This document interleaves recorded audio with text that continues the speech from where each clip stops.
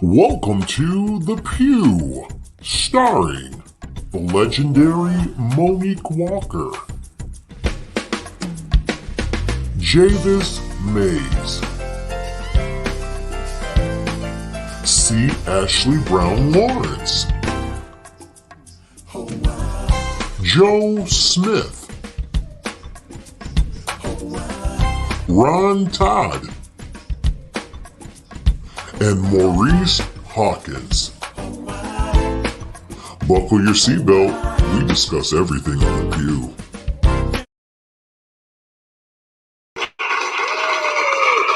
What's up? What's up? What's up?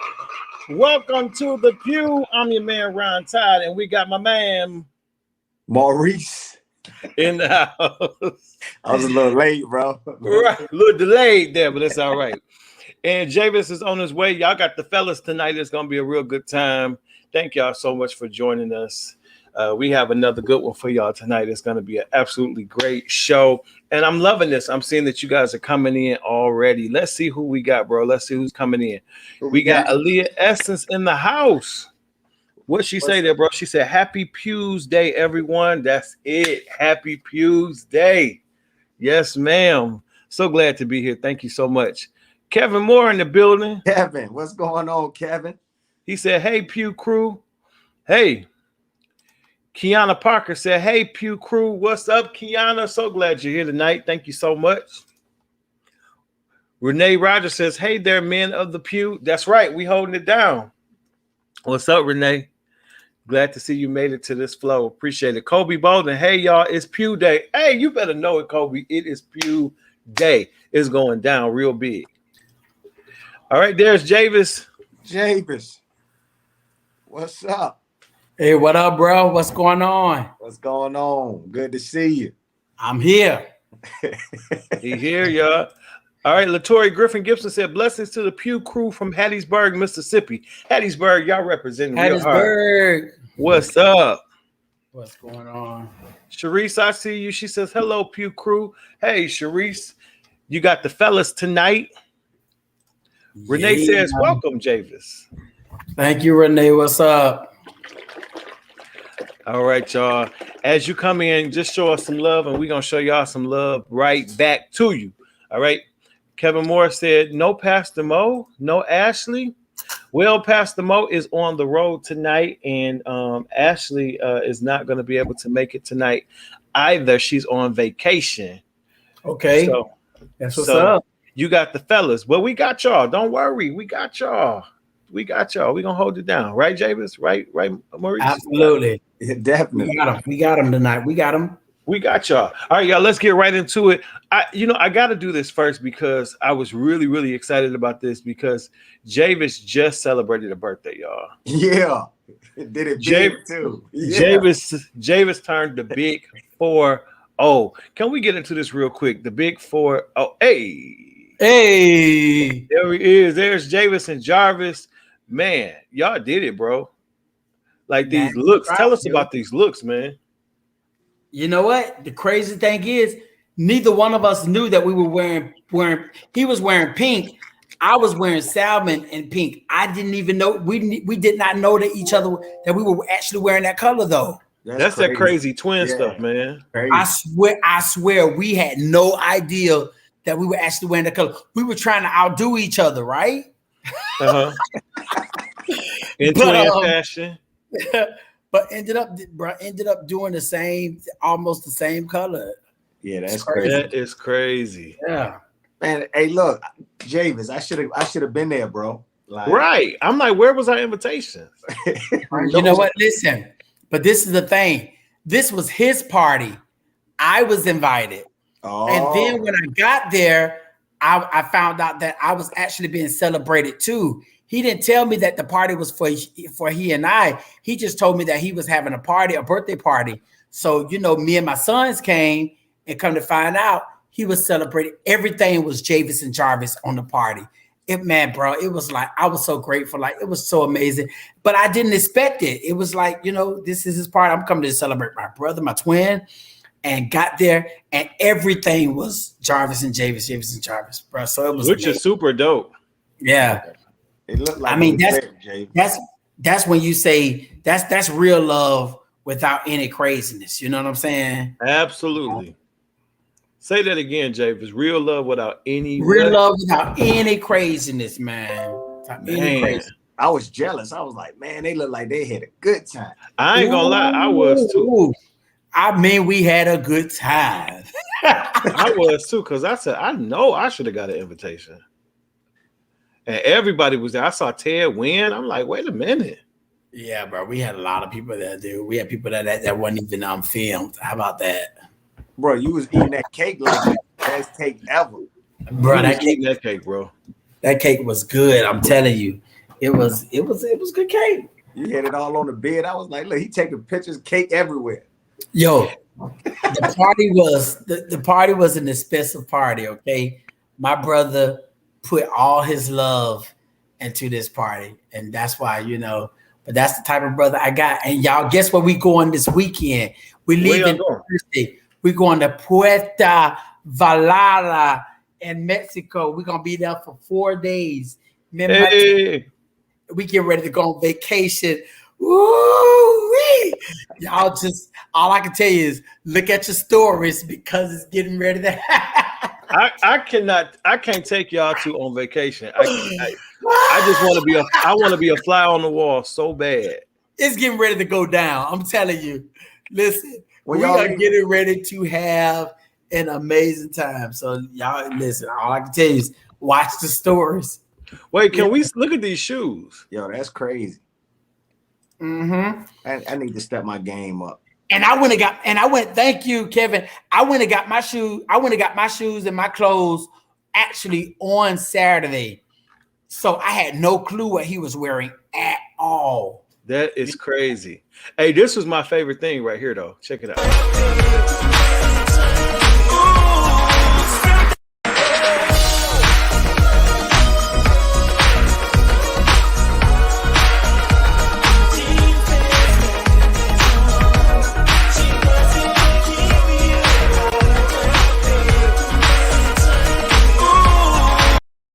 Something about the attitude, yeah. Javis still turned. Right. Renee said you both are the shy. song that was playing, that's Jarvis' song on his album. And so so I just happen to know it, but because that's his song. That's my brother. And y'all sound just alike. It's scary. Thank you, Renee. We do not sound alike. Sound alike, look alike, everything alike.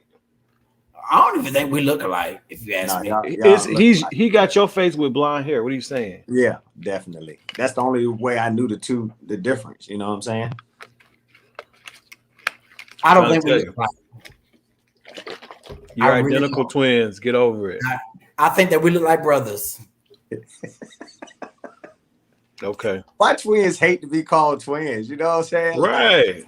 It's always I mean, I think that we look alike, but I don't think that we look like twins, that we're twins, that we look like twins. Hello, mother. Hello. Hey, bitch, praise him.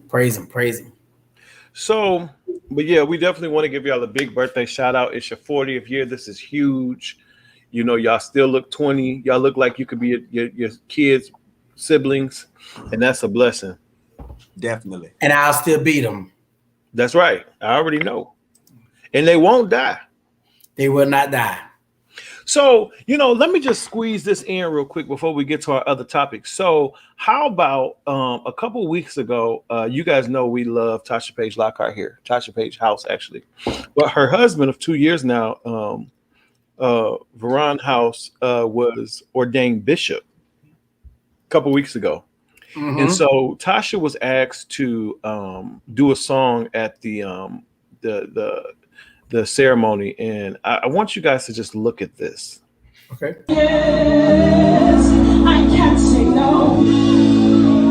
You keep saying yes. I can't say no when you keep saying yes.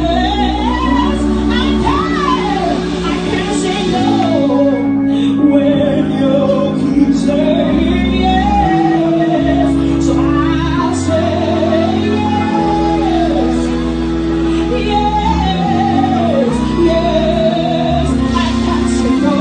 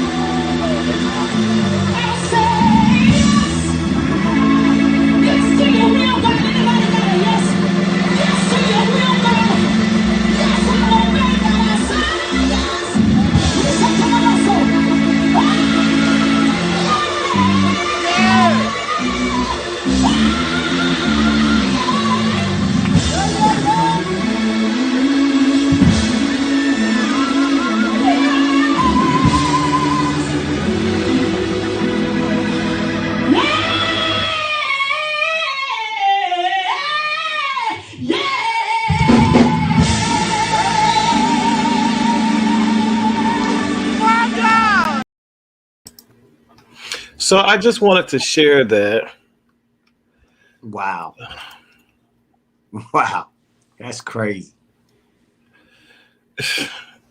Wow. Listen. That's all I Tasha Page House, everybody. Come on, lady house. Okay. Bring the husband in, right? Okay. Bring them in. Man. Bring them in. Listen, I was doing this the whole time. I know the people couldn't see me. I was like, Bro, it was a leg for me. She kicked that leg up. It was over. It was over. You hear me? God. I think I took it up a half note again. I'll say yes when you say no. I'll say yes. Listen, okay.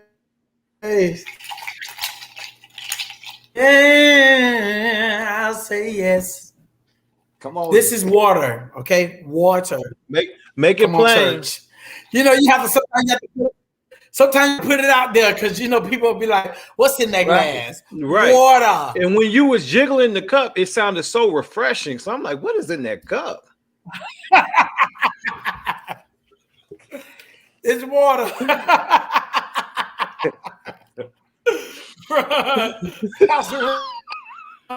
It's water. Let's make it very clear, y'all. I ain't drinking nothing more. I can't today. I can't do it. Listen, even though Pastor Mo's not here, listen, make sure you get your Elvania, all right? Don't forget, if you need to lather up, if your hands are dry, there's no excuse. Get that Elvania, all right? If your feet is crusty, I got get mine. that Elvania. I got mine. It'll get you right on together. All right, so we got to get into some topics tonight. Let's get into some hot topics. Let's do it. So, first of all, let's talk about this. So today, they said the richest man in the world, his name is, let me look it up. What is this man's name? Bezos. Yes, thank you. Jeff Bezos. Jeff Bezos. Say it again, Javis. Jeff Bezos flew all the way to space today. From West, the CEO of Google. Oh, he the CEO of Google? Yeah. Well, he was the CEO of Google. Now he's gone down to being the board member, the executive board member now. But he was the CEO, but he resigned to being board member now. But he was the CEO for years. Man in the world.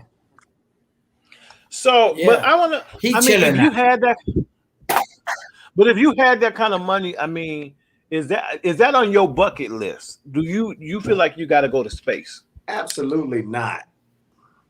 Absolutely not. I would just go and just hang out on the beach somewhere on my private island that I own. Yeah. I feel like it's enough. And first of all, I'm not. But you know what, though, Ron?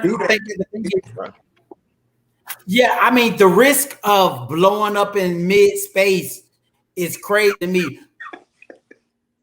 But see, these people, when they've had everything and they've done everything, the things that we call everything isn't enough for them. It lets us know that the mindset, even our mindset, is sometimes too low for them. You know what I'm saying? They're always in their minds, they're always trying to accomplish something that nobody else has accomplished.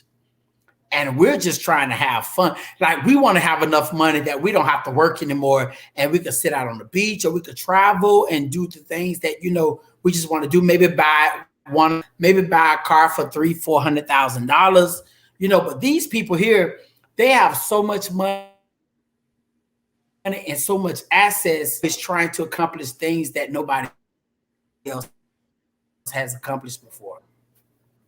You know, but I wouldn't take a chance doing that, though. You know, right? And it don't make sense. Me either. I got all this money, and I'm gonna blow up in space. Go to space and not come back. No, I'm good. Exactly. But like I'm not going to space to not come back. Kevin Moore said the question is, should he have all that money? Now you got to clarify that, Kevin, because I don't be trying to count nobody else's coins because I don't want them to count mine. Oh no, I can clarify that. Jeff Bezos.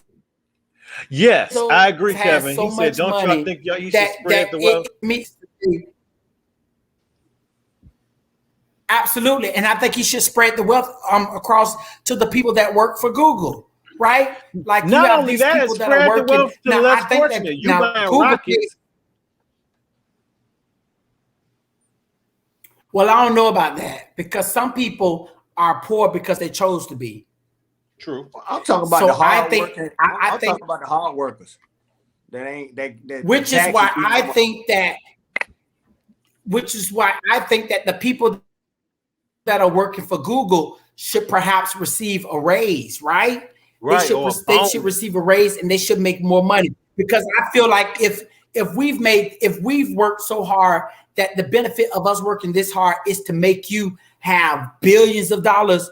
You don't need you can't even spend $1 billion in your lifetime. So put that money into working for you and give them the opportunity to perhaps, create and do some things that they want to do, accomplish some dreams that they want to accomplish. But we live in a capitalistic world.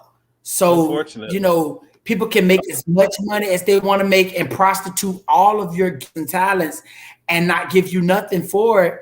And, nobody does anything about it. But I think that at the end of the day, we stay very careful because,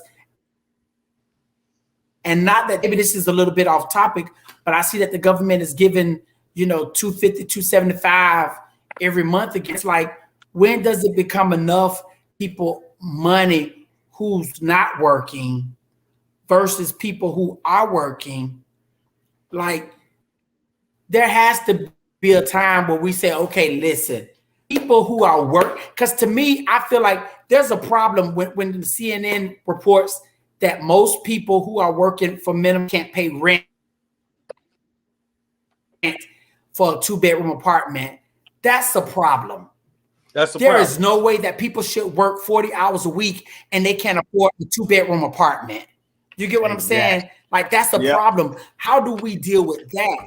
Jeff Bezos, if you make that much money, then I say yes, spread the wealth across. So those people who are working hard every day, there are some people who are never going to go to college, never going to get a degree, but they work every single day.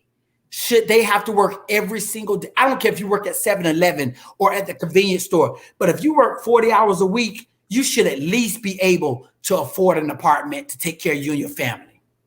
Absolutely. So when we live in a world like that, it's a shame that people feel like that's okay, that you have a woman in a 1-bedroom and she works 40 hours a week. That's a shame. Right. I mean, because you get you're supposed to get cost of living, right? So say you stay in an apartment and your lease go up every year, you renew that lease $300-$400 every year. Like, how you gonna be able to do that? Like, I know for Virginia, you get an apartment here, you spending $2,000 now. You ain't getting that, but from 17 to 2,000 to get a nice, decent area. You know what I mean? And you ain't nobody got no raises, no cost of living raise, but they steady going up on rent. That's robbery, highway robbery. It's robbery all the way. My apartment in Orlando, I have a 2-bedroom apartment, and yes, I live in an amazing area. Okay, but I still don't understand why I would be paying $2,000 for an apartment. It's crazy. Now, it's one thing for me to be able to afford it, but for the person who can't afford it, working 40 hours a week, like morally, it's just wrong that people are working. Because not only that, some people are working 2 jobs. I can't afford a 2-bedroom. Well, because and then a smart person, when it comes to their wages and debt to income ratio, so to speak, I think that everybody should almost live a little bit up under their means, because if you live right at your means, you're using everything that you make to care for yourself. So it's unfortunate because it makes it a real hardship for people, if you're not making 6 figures plus, to really live without having some sort of financial difficulty. Because what happens is, if you have a 2-bedroom and it's $2,000 and you got a car note and you got insurance, if you're not making, a certain amount, everything that you get goes towards those bills. So God forbid you have an emergency where your car breaks down. God forbid you got to buy 4 new set of tires. You can't afford to do nothing else but pay your bills. So it's like, my advice to those people, and I don't know where this is coming from, is always try to live a little up under your means. If that means that you can't go get the 2-bedroom in the place that's gated, with the waterfall when you drive in, doesn't mean that you necessarily couldn't afford it. But sometimes you got to live a little up under, because if something happened, you want to be able to have a few months rent in the bank, so that you're not like, oh man, if I lose a paycheck, I'm done. There are literally people out there that if they got fired today, they would be hopeless because they're waiting for their next paycheck to put gas in their car. And I know it because I've been there. But the thing to get me, they taxing the hard workers like crazy. You know what I'm saying? Then you make all of this money, and you got Donald Trump paying, $50 in taxes. 700. Well, yeah. And then we sitting here, we owe. If we make $75,000, $80,000, we owe them. You know what I'm saying? That's crazy. It's crazy. So Jeff Benzo, that is absolutely right. Jeff Benzo, the next time you decide you want to take a rocket to space, maybe you should consider, spreading that money a little bit. Yeah, that don't make well, sense. You know what? Yeah. I think that but you know what though? Jeff didn't make the rules. That's right. Jeff doesn't make the rules. The people that we elect make the rules. And so it says to us, we need to be more mindful of who we elect to be in office, because we're electing people to be in office and they're not really fighting for us. They are fighting for themselves, and they make rules that apply to them. That's why Jeff can make the money he makes and not even worry about people like common people. And I think and there is so much money around that it doesn't really the people who are working should be comfortable. If you're working 40 hours a week, you should be able to be comfortable in a 2-bedroom, at least. Yeah. Mm-hmm. It's sad, we are probably more fortunate than a lot of people, but I do look at some of the people who are making maybe a little more than minimum wage, and that's well because they're stressed. And if I don't work in 6 months, I'm fine, but that's not for everybody. You know what I'm saying? And so I should always be mindful of those people who are living check to check. It's not that they're lazy. They just don't have the funds to do some of the things that we can do. So that's why I sow that I think for me every Sunday. That's it. So I can reap that harvest. You know what I mean? You got to sow that seed. Yes, sir. Listen. The seed shall not leave your life. Come on here. That thing got good to me for a minute. Yeah, you gotta have some seeds in the ground. Now I gotta tell a testimony. I gotta tell a testimony. Got to sow to grow. Tell it. I've got a seed in the ground. So you better come on, Jay. Look now. Let me tell this first, and then you can sing it, because I need to hear it. So I told God, I honor God by saying, look, I've been slipping on paying my tithes and offerings, right? So I made in 2020, I made a vow to say, hey, I'm gonna trust God, pay my money. You know what I'm saying? And when I made that vow, 3 months time, I got a raise. Wow. I got a promotion, right? All right. And then in 9 months, with what I told God I was going to do and sowing that seed, I got another promotion, over $30,000 raise in one promotion. Wow. So that's what I'm saying. You can't tell me God ain't good when he honor his word. So sowing that seed, let me tell you, you can say what you want to say. And a lot of people got holes in their pocket because they scared to sow that seed, but not me. Amen. All right, so let's and I think we all are spiritual. I got a seed in the ground. But this is the thing. As spiritual people, we have to be honest. Yeah. The just shall live by faith. Mm-hmm. We live by principles. Yeah. We pay our tithe and our offering, and it's not because it's something that we owe. It's something that we believe and we trust in, and we live by faith. Right. Some people don't live by faith, but we live by faith. We listen. Hey, the just shall live by faith. I've been walking by faith, and let me tell you, through this pandemic, I have had more money than I've ever had in my life. You better say it, man. So while the world has been while the world had gone through a pandemic and trying to figure out how to make it, I have had more money than I ever had in my life. Yes, sir. So I'm a witness. I'm a witness that the law of God, it transcends the laws of time. Right. Glory. So you know what? That's why I don't count. Go ahead, James. Go ahead. No, you got it, bro. I'm listening. No. You got it. I'm telling you. Listen. Like, for instance, I know what my tithe should be.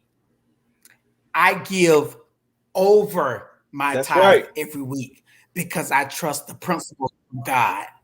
I trust the principles of God. I don't even what I bring in, I give more because some of and for the musicians and singers and artists who know that their gift is worth more than what they're given to their church, whatever. What my church gives to me, it can't even compare to what I'm giving every Sunday. But you know what? I give because the little stipend they give me. Listen, I understand that that's what they can give me. I know that I'm worth more than that. But you know what? That doesn't determine what I give. What do they give you? Listen, it doesn't determine the stipend. The little stipend. But it does not. But it does not determine. It does not determine the level of gifting and the level of commitment that I give to the church, because I always say to musicians, when do you give rather than, because there's a difference between I'm singing because I'm getting paid. Right. When do you determine that what you're doing is your gift to God? You give to him because he's worthy. That's your offering. That's you have to get into a mindset that my life is an offering to God. So if you give me $100 or you give me $150, it doesn't matter, because I have to be able to give something to God as an offering. So even if I'm worth $1,000 this week, but you only gave me $150, then guess what? I'll just take it and say, you know what? The rest of it is my offering. It's my offering to God. I got to give him something. Pastor Darlene. If everything you do for God is a check, if everything you do for God is a check, then I'm asking you, well, where's your offering to him? That's right. Everything cannot have a dollar figure attached to it when you say you're serving God. Exactly. My church cannot afford to pay me for what I would charge another church. So what? And then I understand that some of my service, listen, this is my offering to God. But see, and then Javis, a lot of people leave their blessing. When I tell you the blessing, chase the money.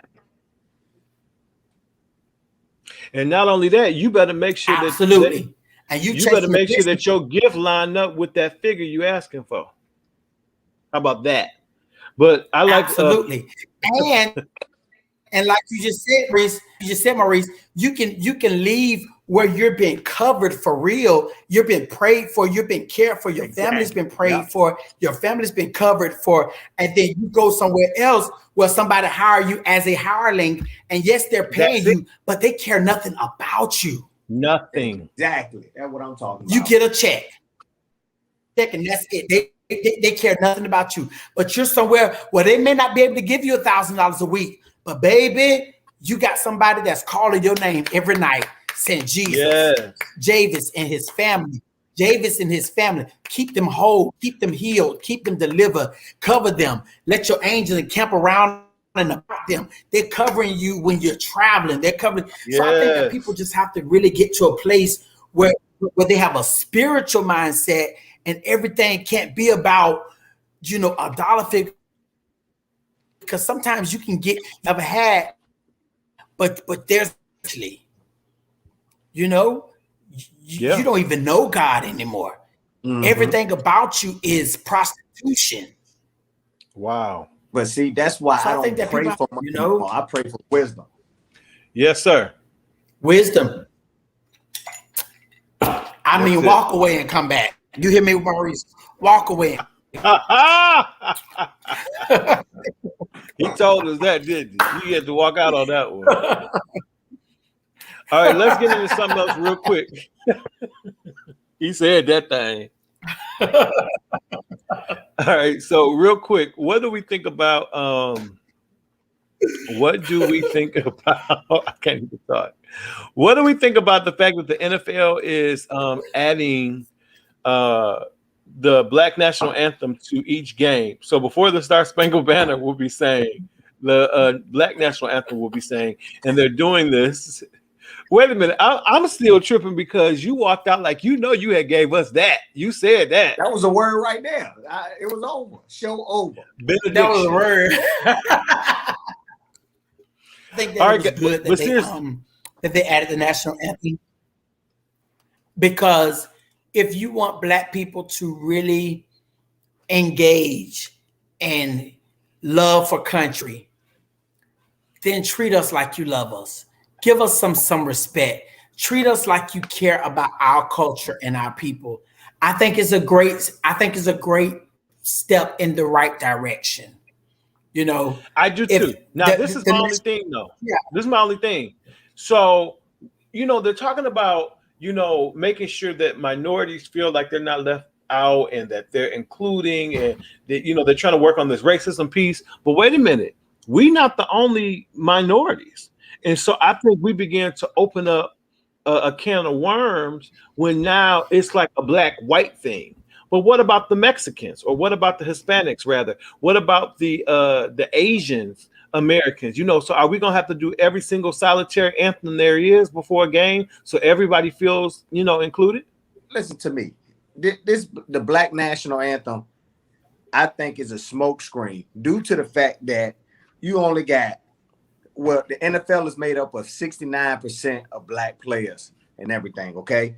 When it comes down to assistant coaches and coaches, period, only 35%, right? You only have 2 Black coaches in the NFL. So you can't tell me the Black National Anthem is going to solve this issue. No, what's going to solve it is not the Black National Anthem. What's going to solve it is you put your money where your mouth is, okay? The Black National Anthem is not going to solve your problem when it comes to hiring these Black coaches, okay? You're using these Black players that's 69% made up of the league. But guess what? You ain't got not one Black franchise owner in the NFL. So I don't want to hear about no Black National Anthem, because guess what? That's a smokescreen, bro. Because you got to put your money where your mouth is, and you got to show us more than what putting the Black National Anthem up there. You got to start hiring some more Black coaches. You only got 2, and the NFL is made up of 69% of Black people. So you're using their talents and their gifts, and you talking about a Black National Anthem that you're gonna sing before each game. No, bro. Go ahead and hire Black people that own franchises, and trust me, they tried and can't do it, right? But you got 2 minority. Now you do have 2 minority franchise owners that's not white that own franchises, but not Black people. So it's cool that you putting this up in front, but that's a smokescreen, because guess what?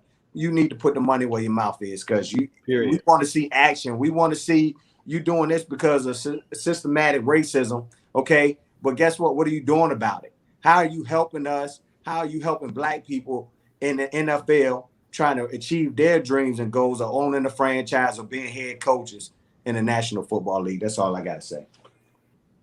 That's good. I love it. I completely agree. I couldn't have said it better, to be honest with you. All right, man, we got to move real quick. What do we think about? I read in the news that LA has now begun to shut back down because of a spike in COVID-19 cases. So, what does that mean for the rest of the country? And what I mean by that is, for some reason, I feel like people are walking around as if COVID doesn't exist anymore, like it's a thing of the past. Because everything has been opened up. And I think this piece in LA has shown us that that's absolutely not the case. And part of the issue is, people are like, well, I thought if you were vaccinated that you couldn't get sick. No, if you're vaccinated, they said you wouldn't die, most likely, and you wouldn't have to be hospitalized. But the reason why these cases are spiking is because people are walking around without a mask. or they're not vaccinated. And so there were just as many people that weren't vaccinated walking around without a mask as the people that were. So it was like counterproductive. And so I honestly, I feel like if we don't tighten up, continue to wear our masks, continue to, try to get people to get vaccinated, because I don't care what nobody say, that did help. People are like, but what is that going to do? Oh, it helped, because as soon as 50% of the population was vaccinated, we saw a huge change. So I think that if we can get more people vaccinated, does that mean that people won't contract it? No, I think it'll mean that it'll be just like everything else, like regular influenza, just like West Nile, everything else that we can still get. It just won't be as prevalent. You got the flu, but you survived. Right. But you survive. So I think we need to get more people vaccinated. And I think in the meantime, we can't get comfortable. I'm not saying don't go to church, because this is my thing is we go everywhere else. So I'm not saying that. Still go to church. Just put on your mask. Just put on your mask. Anytime you're in a public place, put on your mask. If you're around other people that are vaccinated, you feel comfortable, you're good. And that's just how I feel about it. Like I said, if you're around other people that are vaccinated, me, I think you're great. I missed you, Javis. Say it again. I think this run, I think that people should realize that if you are not necessarily wearing a mask, whatever, for the people who are vaccinated, it is definitely different than those who are not. If you are not vaccinated, fine. If you don't want to get the vaccination, that's fine too. I'm not going to sit. If you don't want to get the vaccine, hey, fine. I'm not about to get into an argument with you about that, but at least wear your mask. Respect the fact that there are people who perhaps may not be vaccinated, who want to be protected from you, or respect the people who are vaccinated, that they've done their due diligence, to be protective of themselves. Oh, wear your mask. The bottom line is this new Delta variant is I think people need to still be cautious. Exactly. This new, LA, they're getting ready to a mandate, because, and so for the people, they don't understand, like, yo, this is serious. And it's not because people haven't gotten the vaccine. It's because people don't want to wear the mask and they're not vaccinated. And that's, to me, that's just, it's careless and it's irresponsible. Absolutely. It's careless and it's selfish. And that's the thing. That's the thing with my job. Like, if you vaccinated, you don't have to wear a mask at work, right? But they tell you that if you're not vaccinated, that you got to wear your mask, right? But I see people all the time that's not vaccinated, ain't trying to get vaccinated, not wearing their mask, and I'm like, put your mask on. You ain't vaccinated. Listen, you start complaining, but at the same time, you being irresponsible. Absolutely. When people come to my office, I still make them put on a mask. I'm vaccinated. I wear a mask when I'm by people. I think it's just responsible. I ain't mad at if I'm in a room full of vaccinated people, that's something totally different. But when strangers coming in that I don't know, you're going to put on one and so am I. But you know what, though? I guess I look at it like this. This isn't everybody can see that people are dying, right? So this isn't a time to prove a point. This isn't a time to prove a point that you're free. That I'm in the United States, I'm free. You're going against my constitutional rights. Yo, people are dying. Seriously. Yes. So if you don't want to wear a mask, fine. But you're not gonna be around me and you haven't been vaccinated. I'm sorry. Like, I don't want to be around you unless you have a mask on. Well, I'm not. I told one of my today, you are not in your best health. And you haven't gotten vaccinated out of all of the people. And every time I turn around, you hanging out with so many different people. It's irresponsible of you to hang around all of these people and then to go and hang around your mother who is almost 80 years old. It's irresponsible and it's stupid. And she said, you've been disrespectful. I say, and you've been disrespectful and irresponsible. Correct. Because I'm 40 years old now, so I don't have to sit here and act like you, whether you're 45 or 50 years old. No, you're putting more people at risk. And I'm not saying that you have to get the vaccine, but I'm saying if you're not going to get the vaccine, at least have the mask on. Have the mask on. Have the mask on. Like, and go somewhere protect and sit yourself down. from other people. Yes. Yeah. And if you don't care about yourself, wear the mask so that you protect other people from you being stupid.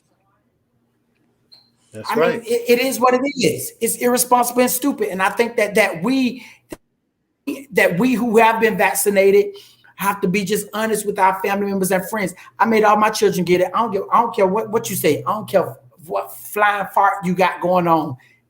Sit in this chair and get this shot. That's right. Period. That's I right. do not care.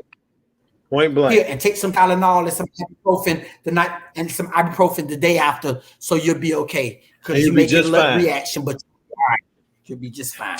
You'll be just fine. I did it. People, the problem is people need to stop believing so much social media and it's social media and information and this misinformation. Misinformation. I made the appointments. They believe everything they hear. Somebody told me they took the shot and they blew up like an elephant. Okay. Did you see it? Right. Did you see it? They got an elephant up there talking about. Did you see him? All right, guys, we got to move on. Let's answer a couple questions. We got 12 minutes and we out of here. First one right here. What is this? Hey, y'all say hey to Jordan. From Texas. My question is, with the recent COVID pandemic and the way that church has had to adjust, where do you see church service and gatherings headed in the future? Do you see them going back to normal, or do you see the church having to adjust permanently to new norms? Absolutely. There is a new normal. Hi, my name is William Johnson. Hold on, William. Absolutely. There is a new normal. I don't think we'll ever see church the way. As a pastor, as a pastor, I was getting ready to say, I know Pastor Ryan can probably identify to this. As a minister at my church, I can tell you now, church would never be the way it was. No. Never. I think that 5 years ago, church is over. Yep. It's over. I think you're gonna rarely see. On the area. Yeah. I think it depends. Well, you know, I mean, it may depend on the area. I think it's all the control that pastors have on their people. Mm-hmm. But I think that, and more than some, that most churches now are just never going to be the same. Like, people aren't going to go back into the building like they were. Like, I mean, in Orlando, attendance is totally down.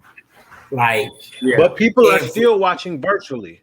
Yeah, still watching virtually. And my pops, you know, he passed from the beach. Look, they giving more online than they was when they was coming. So he ain't mad. Yeah, they're more Pew churches say that they are receiving more tithe and offering from online than they've ever received before. Let me plug this in too. Then not only that, you have membership all over the country, because now we have virtual members. Let me give you an example. Yeah. There are people that, let's say their job moved them to Orlando from Detroit, or moved them to Newport News. And so now, because of the pandemic, they've been able to still attend church in their hometown because they can watch online. So they consider themselves a virtual member. They still pay their tithes. Mm-hmm. They don't miss the beat. And if there's something special that comes up, they can just fly in for that. But other than that, they still consider themselves a member. There are other people that watch from all over the country. They knew nothing about your church. They may have seen you on Facebook, Instagram, YouTube, whatever. And now they have connected with your ministry, and they consider themselves a member, and they never have to step foot in your door. So this virtual piece is powerful, it's impactful, and I think a lot of people are gravitating to it for more reasons than one. Yeah, because you hear people all the time when they do go to church, well, there's too many people there, or yep. You know what I mean, they nasty, or they had an attitude. You can't do that on virtual. You're virtual, man, but you ain't got to deal with all that. And unfortunately, church is not what it used to be, where we used to come and it was about the fellowship and the connecting. And now part of me feels like we need to make sure that we keep everybody engaged in that kingdom community piece. However, I think that a lot of people are different now. They want to come, they want to worship, they want to get their word, and they want to be out. They're not trying to be friends with nobody. That family piece has changed. You know, the people we went to church with used to be our family as well. You know what I'm saying? And it's like now, you know, people don't have that camaraderie. They're just interested in the word and they want to go on about their business. Virtual allows them to do that. They could literally be running on the track at the gym and listening to the word in their ear, listening to praise and worship while they're on the treadmill, elliptical, and lifting to the word. They can be anywhere. Yeah. So let's go to the next question because we only got 8 minutes. Let's see. Here we go. Hi, my name is William Johnson, South Carolina. That's where I reside. I have a question. My question is choirs a thing of the past as it relates to 21st century church? We see a lot of praise teams in church, but we don't see choirs anymore. Will they ever have a comeback? I don't think it never left. Right. My name is Maggie Rodriguez. Hold on, Maggie. All right. So thanks for watching from South Carolina. We appreciate that. I don't think choirs have ever left. I mean, I agree with you, Maurice. I think we've definitely seen a shift in the way we do ministry and embracing worship. But I think choirs are still very, I mean, now during the pandemic, of course, it was hard to do choirs because, you know, we couldn't have that many people, you know, in the sanctuary. So I think this last year and a half, we've seen a decline of the choir, more so like a praise team or a little chorale, you know, because you really couldn't have that many people, you know, in one space. Yeah, but I see they doing it in more of a broader perspective now too, not just in the church, but like Kanye, where I mean, you using it in a whole different dynamic than what people used to use it in. You know what I mean? So that's another thing. Absolutely. I don't think choirs will ever go anywhere. It's a part of our culture. It's part of the Black church culture, and it can never die. No. It can never die. Okay, let's try one more question, and then we'll have to pick up on the other questions maybe the next time. But let's see here.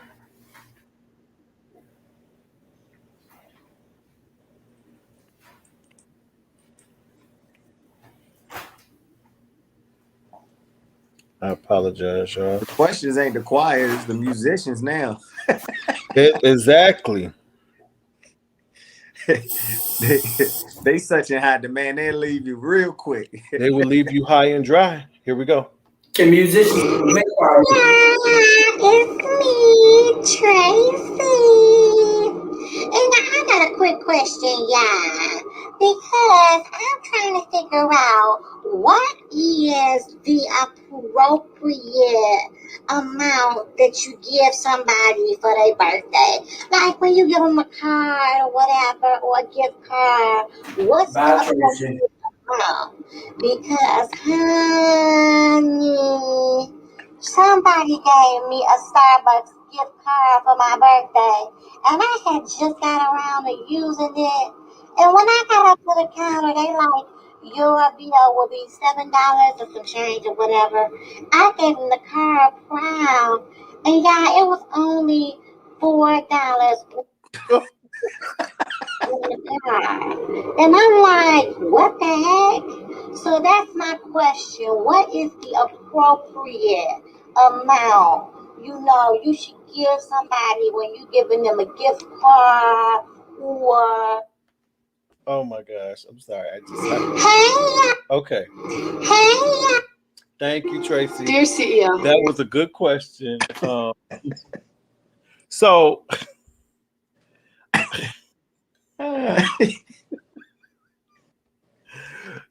I don't mind the question.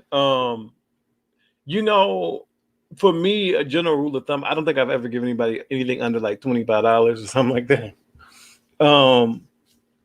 Even I guess with like a Starbucks gift card, I would make sure that whatever I'm giving you is at least enough for you to get a cup of coffee if it's a Starbucks. She said $4. And she said she handed them the gift card proud. Right. And the coffee was $7 and the gift card was $4. I hate when some guy to give you a gift card and they ain't got the dollar amount on it. So right, I need to know how much. Yeah. But yeah, what you think, Maurice? It just depends on who it is. If you just, you know, what's the minimum for anybody? The minimum, what would you give? I would say $20, $25. Yeah, like you that's said, what 20, 25 is good. Because you at least get a quarter tank now with that. Exactly. Yeah, but I feel bad for her. That whole $4, you know, that to me, when you do stuff like that, it's more insulting than anything. Right. So I'll be mad. Look, don't call me no more. Right. Why would you give me? If you only have $4 to put on the card, you needed that $4 more than you need, you know, than me. So you just keep that. Yeah. He should have went to 7-Eleven and got that 99-cent. Right. How you gonna get somebody $4 to Starbucks and you know they coffee $10 a cup? You know what I'm saying? Like that don't even make sense. So it's like I don't know. I think that's something you got to be mindful of when if you don't really have it to give somebody, just give them the card. Don't even put nothing in there. Sign it. You know, I remember one time somebody gave me a gift card and they had already it said $25, but they had already used $15 of it. So it was only $5 left on there. And I'm like, well, wait a minute, the card said 15. So it was a number on the back that I could call oh, hold on. Kevin said the moral of the story, always check the balance. You can call the telephone number on the back of the card. That's what I did. I called the number because I said, now it say $25. They had wrote it on the card.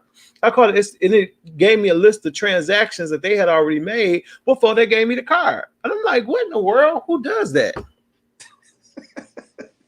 I mean, it was a gas car, so I said, well, maybe they needed to get themselves back home or something. I don't know. Look, I just rather just go ahead and just say listen, they were going through some things. Right. You just keep it because apparently you need it more than me. Just tell me happy birthday. Keep the card and everything. I don't want just happy birthday is good.